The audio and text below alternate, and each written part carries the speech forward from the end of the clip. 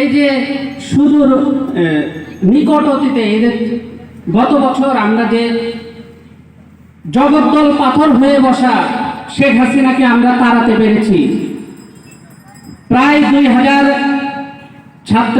ছাত্র জনতা রক্ত দিয়ে এই ফ্যাসিস্ট হাসিনা সরকারকে তাড়িয়েছে।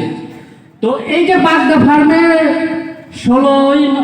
16 সালের নভেম্বর মাসে যে হত্যাকাণ্ড ঘটেছে, এর প্রধান কারণ আমরা যদি খুঁজতে যাই, মোটা দাগে দেখলে দেখবেন ভূমি দখল।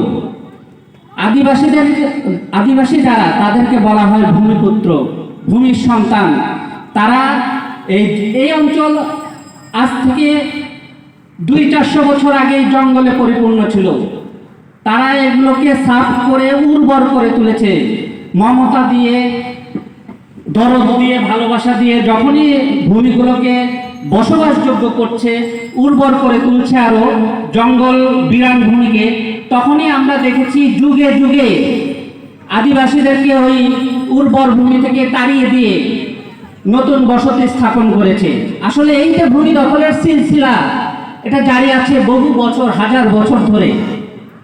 সেই সংগ্রামটা যখনই আমরা দুর্বল হয়েছি, আদিবাসীরা যখনই দুর্বল হয়েছে, তাদের ঐক্য নষ্ট হয়েছে, তখনই তারা দুর্বল হয়েছে, তাদেরকে তাড়িয়ে দিতে পেরেছে। তাড়িয়ে দিয়েছে কারা? যারা ওই অঞ্চলের ক্ষমতাবান হয়েছে, তারা এই ক্ষমতাহীনদের তাড়িয়ে দিয়েছে।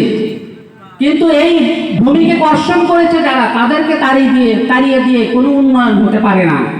আজকে এই ইপিজেডের নামে যে ভূমি দখলের চেষ্টা চলছে, আমরা অর্থনৈতিক উন্নয়নের বিরোধী নই, আমরা চাই অর্থনৈতিক উন্নয়ন হোক। এখানকার মানুষ পাল্টা জায়গা দেখে দিচ্ছে।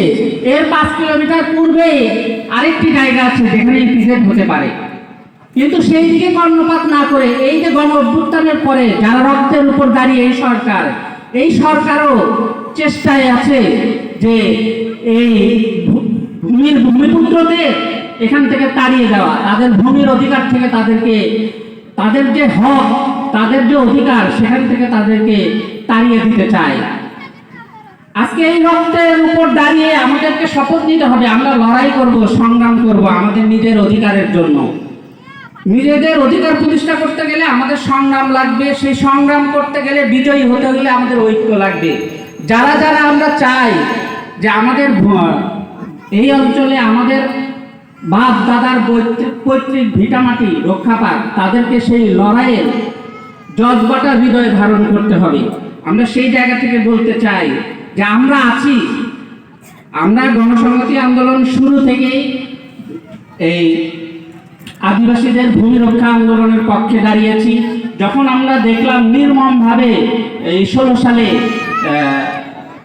3 জনকে গুলি করে হত্যা করা হলো, এবং কি নির্মম দৃশ্য আমরা দেখেছি। পুলিশ প্রশাসনের লোক, সাধারণ মানুষ যাদের বাড়িঘর রক্ষা করার দায়িত্ব পুলিশ প্রশাসনের, তারা এসে সাধারণ এই আদিবাসী জনমানুষের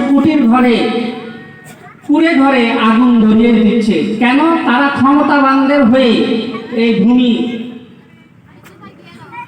ভূমি দখল করতে চেয়েছে। কিন্তু আজকে হাসিনা পালিয়েছে। যদি সেই একই নীতি বজায় থাকে, তাহলে আমাদেরকে বলতে হবে সেই হাসিনার নীতি এখানে কাজ করছে। আমরা সেই ফ্যাসিস্ট হাসিনার নীতির বিরুদ্ধে দাঁড়াতে চাই।